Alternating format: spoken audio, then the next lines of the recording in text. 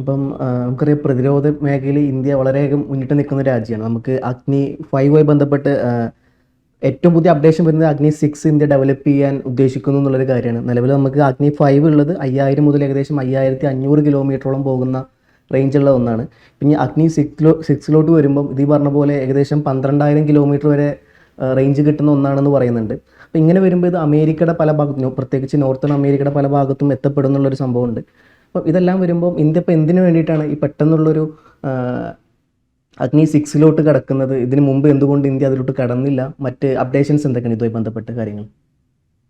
അഗ്നി 6 പ്രോഗ്രാം ഇന്ത്യക്ക് വേണമെങ്കിൽ വർഷങ്ങൾക്ക് മുമ്പ് തന്നെ അത് പൂർത്തിയാക്കാമായിരുന്നു.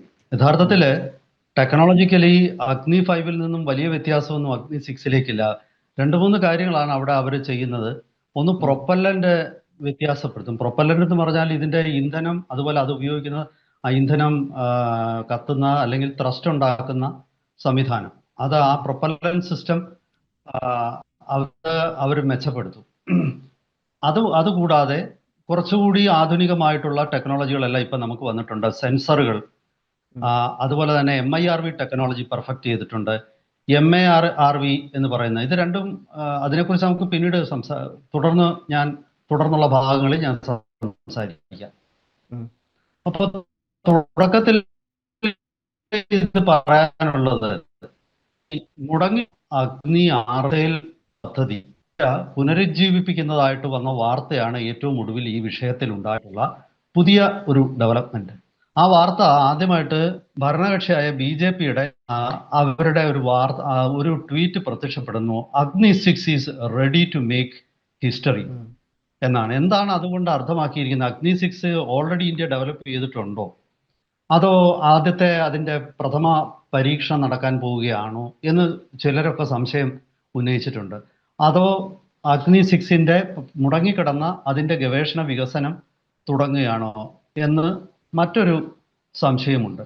ഇതിനുശേഷം DRDOയുടെ ചെയർമാനായിട്ടുള്ള സമീർ വി കമത്ത് അദ്ദേഹം പറഞ്ഞു, India is fully prepared to advance Agni 6 programme എന്ന് അദ്ദേഹം ഒരു പത്രസമ്മേളനത്തിൽ പറഞ്ഞു. അത് കൂടുതലായിട്ട് നമുക്ക് സൂചിപ്പിക്കുന്നത് മുടങ്ങിക്കിടന്ന ആ പദ്ധതി പുനരുജ്ജീവിപ്പിക്കുന്നു എന്നുള്ളതാണ്. എന്താണ് ഇപ്പൊ യഥാർത്ഥത്തിൽ സംഭവിക്കുന്നതെന്ന് കാത്തിരുന്ന് കാണേണ്ട വരും. എങ്കിലും ഈ വരുന്ന ദിവസങ്ങളിൽ ഇന്ത്യ വീലർ ഐലൻഡിൽ നിന്നും അതായത് മെയ് 6 മുതൽ 9 വരെയാണ് നോട്ടാം എന്ന് പറയുന്ന വാണിംഗ് കൊടുത്തിരിക്കുന്നത്. അത് നോട്ടാം എന്ന് പറഞ്ഞാൽ നോ ടു എയർമെൻ എന്നാണ് അതിന്റെ അർത്ഥം. അതായത് ഒരു മിസൈൽ പരീക്ഷണം നടത്തുന്നതിന് മുമ്പ് ഈ പ്രദേശത്തൂടെ പോകുന്ന വിമാനങ്ങൾക്കും വിമാന കമ്പനികൾക്ക് ഇന്ത്യ എന്നല്ല ഏതൊരു രാജ്യമാണെങ്കിലും ഒരു മുന്നറിയിപ്പ് കൊടുക്കും. കാരണം അപ്രതീക്ഷിതമായിട്ട് ചിലപ്പോൾ വിമാനത്തിന് പറക്കാനുള്ള ഒരു അനുവാദം നിഷേധിക്കപ്പെട്ടേക്കാം. അങ്ങനെയെങ്കിൽ നിങ്ങൾ ഓൾട്ടർനേറ്റ് ആയിട്ടുള്ള കാര്യങ്ങളെക്കുറിച്ച് നിങ്ങൾ ചിന്തിച്ചോണം എന്ന് മുൻകൂട്ടി പറയുകയാണ്. അത് ഒരു വിൻഡോയാണ്. അതായത് ഇത്ര ദിവസം, ഇത്രാം തീയതി തൊട്ട് ഇത്രാം തീയതി വരെ ഏത് സമയത്ത് ഞങ്ങൾ പരീക്ഷണം നടത്താം. അതിന് ഒരു ഹൈറ്റും ദൂരവും പറഞ്ഞിരിക്കും. ഹൈറ്റും ദൂരവും രണ്ടും പറഞ്ഞിരിക്കും. ഇത് 3570 കിലോമീറ്റർ ദൂരമാണ് പറയുന്നത്. അപ്പോൾ അതൊരു ദീർഘദൂര മിസൈലാണ്. ഈ മിസൈലുകളൊന്നും തന്നെ അതിൻ്റെ ഫുൾ റേഞ്ചിൽ ടെസ്റ്റ് ചെയ്യേണ്ട കാര്യമില്ല. അതിന് പകരം ലോഫ്റ്റഡ് ലോഞ്ചസ് എന്നാണ് പറയുന്നത്. അതായത് ഇതിൻ്റെ ആകാശത്തേക്ക് വിക്ഷേപിക്കുന്ന ആംഗിള് അഡ്ജസ്റ്റ് ചെയ്തിട്ടാണ് ഈ കുറച്ച് 10000 കിലോമീറ്റർ പോകേണ്ടത് വേണമെങ്കിൽ നമുക്ക് 2500 കിലോമീറ്റർ ഒരു വെച്ചിട്ട് ടെസ്റ്റ് ചെയ്യാം. അതെങ്ങനെയാന്ന് വെച്ചാൽ ഇത് കൂടുതൽ ആകാശത്തിലേക്ക് ഉയർന്നിട്ട് ആ രീതിയിൽ മാറിക്കൊള്ളും. അതായത് ഈ മിസൈൽ സഞ്ചരിക്കുന്നത് പെർപെൻഡിക്കുലർ ആയിട്ടായിരിക്കും കൂടുതലും, അല്ലാതെ പാരലലായിട്ടുള്ള ഒരു ആംഗിളിലായിരിക്കില്ല. അങ്ങനെയാണ് അതിൻ്റെ അതല്ലെങ്കിൽ ഇപ്പം 10000 കിലോമീറ്റർ ദൂരമുള്ള ഒരു മിസൈൽ ടെസ്റ്റ് ചെയ്യണമെങ്കിൽ എത്രയോ സ്ഥലത്തൂടെ വിമാനങ്ങൾക്ക് പറക്കാൻ പറ്റാതാവും. അത് മാത്രമല്ല പല രാജ്യങ്ങൾക്ക് മുകളിലൂടെ അത് പോകേണ്ട വരും. അങ്ങനെ ചെയ്യാതിരിക്കാൻ കടലിനുള്ളിൽ ഒരു നിശ്ചിത ദൂരത്ത്, പ്രത്യേകിച്ച് ഒരുപക്ഷെ ഇന്ത്യയുടെ എക്സ്ക്ലൂസീവ് എക്കണോമിക് സോൺ കഴിഞ്ഞിട്ട് അധിക ദൂരം പോകാത്ത രീതിയിൽ അഡ്ജസ്റ്റ് ചെയ്യുന്ന ലോഫ്റ്റഡ് ലോഞ്ചാണ്. അത് എല്ലാ രാജ്യങ്ങളും അങ്ങനെയാണ് ചെയ്യുന്നത്. അപ്പോൾ ഏതോ ഒരു ദീർഘദൂര മിസൈൽ ആവാം, ഒന്നുകിൽ അഗ്നി 5 തന്നെ ആവാം, അത് നമുക്ക് അറിഞ്ഞുകൂടാ. അതല്ലെങ്കിൽ ചിലർ ഊഹങ്ങൾ പ്രചരിക്കുന്നത് മറ്റൊരു ഹൈപ്പർസോണിക് മിസൈലിന്റെ പരീക്ഷണമാകാം. ഈ കഴിഞ്ഞ ദിവസം ആ, പിന്നെ ഒഡീഷയുടെ തീരത്ത് നിന്നും ഒരു ഹൈപ്പർസോണിക് മിസൈൽ വിക്ഷേപിച്ചിരുന്നു. നമ്മളത് ചർച്ച ചെയ്തിരുന്നു. Long range anti ship hypersonic missile വിക്ഷേപിച്ചിരുന്നത് കുറച്ച് ദിവസത്തിന് മുമ്പ്. അതുപോലൊരു പരീക്ഷണമാകാം. എന്നിരിക്കലും ഇതേതാണ് എന്നുള്ള കാര്യത്തിൽ ഇതുവരെ ഒരു കൃത്യത ഉണ്ടായിരിക്കുന്നത്. അപ്പം നമുക്ക് വീണ്ടും അഗ്നി 6 തിരിച്ചു വരാം.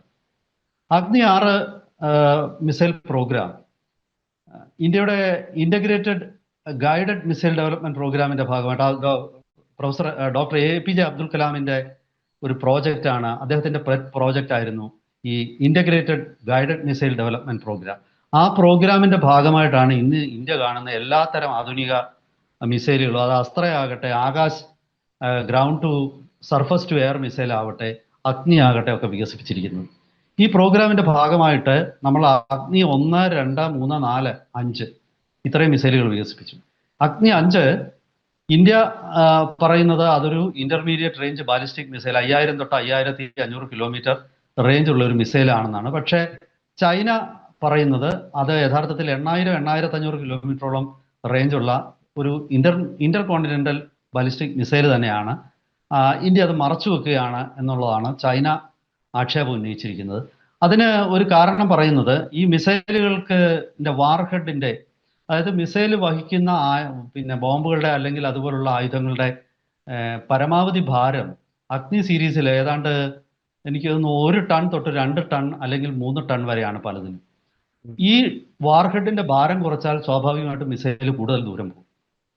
അത് ഇപ്പൊ ഒരു 2 ടൺ മിസൈൽ വഹിച്ചുകൊണ്ട് 5500 കിലോമീറ്റർ പോകുന്ന ഒരു 2 ടൺ ബോംബ് വഹിച്ചുകൊണ്ട് പോകുന്ന അഗ്നി മിസൈല് അതിന്റെ വാർഹെഡിന്റെ വെയിറ്റ് 1 ടൺ ബോംബായിട്ട് കുറച്ചാൽ അത് 8000 കിലോമീറ്റർ അധികം പോകും.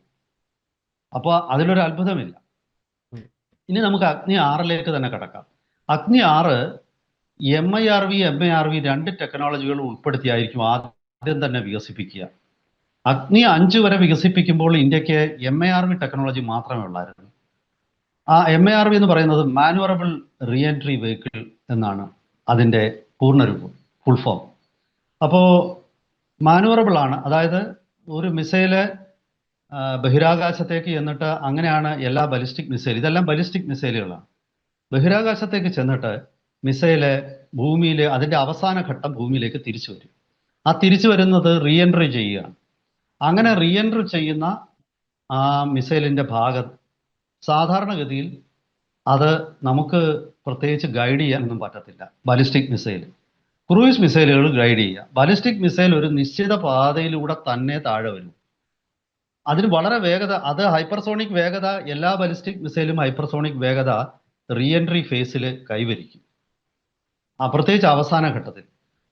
പല മിസൈൽ, ഇപ്പൊ അഗ്നി 5 ആണെങ്കിൽ മാക് 20 വരെ വരും. പക്ഷേ അതുകൊണ്ട് വലിയ പ്രയോജനമില്ല. കാരണം അതിൻ്റെ ഈ പാത വളരെ നിശ്ചിതമാണ്. അത് കാരണം മിസൈൽ കൗണ്ടർ മിസൈൽ ഇന്റർസെപ്റ്ററുകൾക്ക് അതിനെ ഇന്റർസെപ്റ്റ് ചെയ്യാൻ പറ്റും, ഇത്രയും വേഗതയുണ്ടെങ്കിൽ. പക്ഷേ മാക് 5 ഒരു പിന്നെ മാക് 3 ഒരു ബ്രഹ്മോസ് മിസൈലിനെ ഇന്റർസെപ്റ്റ് ചെയ്യാൻ പറ്റത്തില്ല. കാരണം അതിൻ്റെ പ്രത്യേകത, അത് നിശ്ചിത പാതയിലൂടെ അല്ല സഞ്ചരിക്കുന്നത്, അത് വളഞ്ഞും പുളഞ്ഞും തിരിഞ്ഞും മറിഞ്ഞും ഒക്കെ പോയെന്നിരിക്കും. ഇവിടെ ഈ മാനുവറബിൾ റീ എൻട്രി വെഹിക്കിളുള്ള അഗ്നി മിസൈലുകൾ, അത് ക്രൂയിസ് മിസൈലിനെ പോലെ തന്നെ അത് വളഞ്ഞും പുളഞ്ഞും ഒക്കെ പോകും. അപ്പോൾ വേഗത പ്ലസ് മാനുവറബിൾ, അതാണ് ഇതിൻ്റെ ഒരു പ്രത്യേകത. പിന്നെ multiple independently targetable re entry vehicle എന്ന് പറയുന്ന സംവിധാനമാണ് MIRV. MIRV ടെക്നോളജി എന്ന് വെച്ചാൽ ഒരു മിസൈലിൻ്റെ അറ്റത്ത് ഫൈനൽ ഫേസിൽ അതിലൊരു പിന്നെ ചിലപ്പം 6 ആയിരിക്കാം, ചിലപ്പം 10 ആയിരിക്കാം, ചിലപ്പോൾ 14 വരെ വിവിധ മിസൈലുകൾ അതിൻ്റെ അറ്റത്തുണ്ടായിരിക്കും. ചെറിയ ചെറിയ മിസൈലുകൾ അല്ലെ ചെറിയ ചെറിയ വാർഹെഡുകൾ. ഇതൊക്കെ തന്നെ ഒരു പിന്നെ ആകാശത്തേക്ക് നമ്മൾ ചില വെടിക്കെട്ടുകളൊക്കെ കാണുമ്പോൾ ചിലതൊക്കെ അമിട്ട് പൊട്ടിയിട്ട് ഇങ്ങനെ പല ഭാഗത്തേക്ക് തെറിച്ചു പോകുന്ന പോലെ കാണും. അങ്ങനെ ഇതൊരു മെയിൻ മിസൈൽ ഒരു ഭാഗത്തേക്ക് പോകുമെങ്കിലും അതിൽ സംയോജിപ്പിച്ചിരിക്കുന്ന ഒരുമാതിരി റോക്കറ്റിൽ എങ്ങനെയാണ് ബൂസ്റ്ററുകൾ സംയോജിപ്പിച്ചിരിക്കുന്നത് അതുപോലെയുള്ള ഈ വാർഹെഡുകൾ പല ഭാഗത്തേക്ക് 100-150 കിലോമീറ്റർ അകലെയുള്ള ടാർഗറ്റുകളിലേക്ക് പോകും. അപ്പോൾ ഇത് ചെയ്യുന്നത് മിസൈൽ പ്രതിരോധ സംവിധാനത്തെ കബളിപ്പിക്കാൻ വേണ്ടിയിട്ടാണ്. ഇതൊരു ടെക്നോളജിക്കലി വലിയൊരു അഡ്വാൻസ് ആണ്. ഇത് China, Russia, US, India, France ഇത്രയും രാജ്യങ്ങളാണ്. പിന്നെ ഫ്രാൻസിന്റെ ടെക്നോളജി എന്ന് പറയുന്നത് യൂറോപ്യൻ യൂണിയന് അവർ കൊടുത്തിട്ടുണ്ട്. അക്കാരണത്താൽ തന്നെ ബ്രിട്ടനും ഇത് അവൈലബിൾ ആണ്. അങ്ങനെ ഒരു 5-6 രാജ്യങ്ങൾക്ക് മാത്രമാണ് ഇത് അവൈലബിൾ ആയിരിക്കുന്നത്. അപ്പോൾ MIRV ടെക്നോളജി ആദ്യം തന്നെ ഘടിപ്പിച്ച ഒരു മിസൈൽ ആയിരിക്കും ഇത്. അതാണ് ഇതിൻ്റെ ഒരു പ്രത്യേകത. അപ്പോൾ ഈ മിസൈല് ഇന്ത്യ പലപ്പോഴും ഇത് ടെക്നോളജിക്ക് ഇപ്പം നമ്മൾ അഗ്നി 5 ഒരു 2018 ആകുമ്പോഴത്തേക്ക് അഗ്നി 5 പൂർണ്ണമായിട്ടും ഓപ്പറേഷനിലായിരുന്നു. പക്ഷേ അഗ്നി 6 അതിനുശേഷം ഉടൻ തന്നെ അഗ്നി 6 സൈമൾട്ടേനിയസ് ആയിട്ട് ഡെവലപ്പ് ചെയ്യുന്നതാണ്. പക്ഷേ ടെക്നോളജി ചില കാര്യങ്ങളൊക്കെ ഡെവലപ്പ് ചെയ്തെങ്കിലും ആ പ്രോജക്റ്റ് മുന്നോട്ട് കൊണ്ടുപോയില്ല. ഗവൺമെന്റ് ഓഫ് ഇന്ത്യ അതിന് അനുവാദം കൊടുത്തിരുന്നില്ല. കാരണം അത് 2-3 കാരണങ്ങളുണ്ട്. ഈ മിസൈൽ ടെക്നോളജി കൺട്രോൾ റെഷീം എന്ന് പറഞ്ഞ MTCR എന്ന് പറഞ്ഞ ഒരു കരാറുണ്ട് ലോക രാജ്യങ്ങൾക്കിടയിൽ. അതിൽ ആ സമയത്ത് ഇന്ത്യ അംഗമാക്കിയിരുന്നില്ല. അപ്പോൾ MTCRൽ ഇന്ത്യക്ക് അംഗത്വം നിഷേധിച്ചാൽ ഇന്ത്യക്ക് പല ടെക്നോളജികളും തടയപ്പെടും. ഇപ്പോൾ ഉദാഹരണത്തിന് ഈ എയർ ടു എയർ മിസൈലുകൾ, ഇന്ത്യ ബലിസ്റ്റിക് മിസൈലുകളുടെ കാര്യത്തിൽ സ്വയം പര്യാപ്തതയിലെത്തി 2017-15 തന്നെ. പക്ഷേ നമുക്ക് beyond visual range air to air മിസൈലുകൾ അതിന് വേണ്ട റാംജെറ്റ് എഞ്ചിൻ നമ്മൾ ഡെവലപ്പ് ചെയ്തിരുന്നില്ല. അതുപോലെ തന്നെ നമ്മൾ ക്രൂയിസ് മിസൈലിൻ്റെ കാര്യത്തിലും ഇന്ത്യ അത്ര വിജയമല്ലായിരുന്നു. കാരണം ഈ നിർഭയ് എന്ന് പറയുന്ന ഒരു ക്രൂയിസ് മിസൈലുണ്ട്. ആ നിർഭയ് മിസൈല് എത്ര പരാജയങ്ങൾക്ക് ശേഷമാണ് ഇന്ത്യ വിജയിപ്പിച്ചെടുത്തതെന്നുള്ളത്. കാരണം എനിക്ക് ഓർമ്മയുണ്ട്, 2008 തൊട്ട് ഞാനതിങ്ങനെ ഫോളോ ചെയ്യുമായിരുന്നു. അതിപ്പോൾ ഒരു മിസൈൽ വിജയിക്കും, അടുത്തത് പരാജയം. അങ്ങനെ ഒരു വല്ലാത്ത അവസ്ഥയായിരുന്നു ക്രൂയിസ് മിസൈലുകളുടെ കാര്യത്തിൽ. ബ്രഹ്മോസ് ക്രൂയിസ് മിസൈലാണെങ്കിലും അത് ഇന്ത്യ സ്വന്തമായിട്ട് നിർമ്മിക്കുന്നതല്ല, അത് റഷ്യയുമായിട്ട് ചേർന്ന് നിർമ്മിക്കുന്നതാണ്. പക്ഷെ നിർഭയൊക്കെ പോലുള്ള മിസൈലുകൾ വളരെ ചെലവ് കുറഞ്ഞ സബ്സോണിക്, അതായത് മാക്ക് 1 ശബ്ദത്തെക്കാൾ വേഗത കുറവുള്ള മിസൈലുകളാണ്. അങ്ങനെയുള്ള മിസൈലുകൾ വികസിപ്പിക്കാൻ ഇന്ത്യക്ക് പരിമിതികൾ ഉണ്ടായിരുന്നു. ആ പരിമിതികൾ മറികടക്കണമെങ്കിൽ ചില സാങ്കേതിക സഹായങ്ങൾ പലരുടെ ഇന്നും ആവശ്യമുണ്ടായിരുന്നു. ഇപ്പോൾ ഇന്ത്യ ആ മേഖലകളിലെല്ലാം സ്വയം പര്യാപ്തത നേടി. കാരണം നമ്മൾ മനിക് എഞ്ചിൻ എന്ന് പറഞ്ഞ് സ്വന്തമായിട്ട് തന്നെ ഈ ക്രൂയിസ് മിസൈലുകളിൽ ഉപയോഗിക്കുന്ന എഞ്ചിൻ വികസിപ്പിച്ചിട്ടുണ്ട്. അതുപോലെ തന്നെ നമുക്ക് റാംജെറ്റ് എഞ്ചിൻ കൃത്യമായിട്ട് നമ്മൾ വികസിപ്പിച്ചു. അതാണ് നമ്മുടെ പല മിസൈലുകൾ ഉപയോഗിക്കുന്നുണ്ട്. റാംജെറ്റ് മാത്രമല്ല, റാംജെറ്റിൻ്റെ മറ്റൊരു വെർഷനായിട്ടുള്ള സ്ക്രാംജെറ്റും നമ്മൾ വികസിപ്പിച്ചിട്ടുണ്ട്. അപ്പം ഈ ഒരു ഘട്ടം നമ്മുടെ കഴിഞ്ഞു. അതുകൊണ്ടായിരിക്കാം ഇപ്പം എന്നോട് ഫൗസ് ചോദിച്ചല്ലോ, ഇപ്പം എന്തുകൊണ്ടാണ് ഇത് വികസിപ്പിക്കുന്നത്. സംഭവം വളരെ ലളിതമാണ്. ഇന്ത്യ ഇപ്പോൾ MTCRൽ അംഗമാണ്. ഒരിക്കലും അംഗമായി കഴിഞ്ഞാൽ പിന്നെ നമുക്ക് ഏത് ടെക്നോളജി വേണമെങ്കിലും വികസിപ്പിക്കാം. പിന്നെ ഇന്ത്യക്കിപ്പോൾ ഇത്തരം പ്രിസിഷൻ, ഇന്ത്യ സ്വന്തമായിട്ട് സെൻസറുകളുണ്ട്, നാവിഗേഷൻ സിസ്റ്റം ഉണ്ടാക്കുന്നുണ്ട്, എഞ്ചിനുകൾ ഞാൻ പറഞ്ഞല്ലോ, സബ്സോണിക് മിസൈലുകൾക്ക് വേണ്ടിയിട്ടുള്ള മനിക് എഞ്ചിൻ പോലുള്ള എഞ്ചിൻ ഉണ്ടാക്കുന്നുണ്ട്. അതല്ല, പിന്നെ സൂപ്പർസോണിക് ആയിട്ടുള്ള മിസൈലുകൾക്ക് വേണ്ട റാംജെറ്റും ഹൈപ്പർസോണിക്കിന് വേണ്ട സ്ക്രാംജെറ്റും ഒക്കെ നമ്മൾ നിർമ്മിക്കുന്നുണ്ട്. അപ്പോൾ നമുക്ക് ടെക്നോളജിക്കലി നമുക്ക് ആരുടെയും സഹായം ആവശ്യമില്ലാത്ത ഘട്ടമെത്തി. അതുകൊണ്ടായിരിക്കാം. അത് മാത്രവുമല്ല, ഇപ്പോൾ ഇത് ഓപ്പറേഷൻ സിന്ദൂറിൻ്റെ 1-ാം വാർഷികത്തിൽ പിന്നെ പാകിസ്ഥാന് കൊടുക്കുന്ന മുന്നറിയിപ്പാണെങ്കിലും അത് പാകിസ്ഥാനല്ല യഥാർത്ഥത്തിൽ. പാകിസ്ഥാനെ സഹായിക്കുന്ന ശക്തികൾക്ക്, അമേരിക്ക പോലുള്ള രാജ്യങ്ങളെയും കുറച്ചുകൂടി ശക്തമായിട്ട് എതിർക്കുന്ന ഒരു മാനസികാവസ്ഥയിലേക്ക് ഇന്ത്യ എത്തിയിരിക്കുന്നു എന്നാണ് ഞാൻ ഇതിൽ നിന്ന് മനസ്സിലാക്കുന്നത്. ഇത്തരം ഒരു മിസൈൽ സിസ്റ്റത്തിന് അമേരിക്കയുടെ താഡ് സിസ്റ്റത്തിനെയൊക്കെ ഈസി ആയിട്ട് പെനിട്രേറ്റ് ചെയ്യാം. പേട്രിയോട്ട് ആൻറ്റി മിസൈൽ സിസ്റ്റം ഒക്കെ ഇതിൻ്റെ മുന്നിൽ ഒന്നുമല്ല.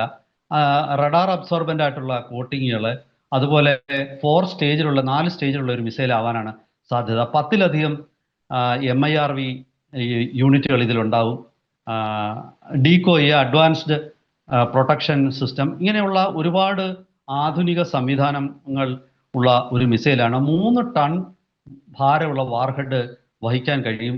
ടെർമിനൽ ഫേസ്, അതായത് ഞാൻ പറഞ്ഞല്ലോ, റീ എൻട്രി നടത്തിയിട്ട് അവസാനം ടാർഗറ്റിലേക്ക് എത്തുമ്പോൾ ടെർമിനൽ ഫേസിൽ മാക് 24 എന്ന ഭീകരമായ വേഗത അച്ചീവ് ചെയ്യാനും ഈ അഗ്നി 6 കഴിയും എന്നാണ് വാർത്തകൾ സൂചിപ്പിക്കുന്നത്. കൂടുതൽ വിശദാംശങ്ങളുമായിട്ട് വരും ദിവസങ്ങളിൽ നമുക്ക് പ്രേക്ഷകരെ സമീപിക്കാം. സമയപരിമിതി മൂലം ഇവിടെ അവസാനിപ്പിക്കുന്നു. ഒരിക്കൽ കൂടി എല്ലാവർക്കും നമസ്കാരം. വീണ്ടും കാണുന്നത് വരെ. നമസ്കാരം.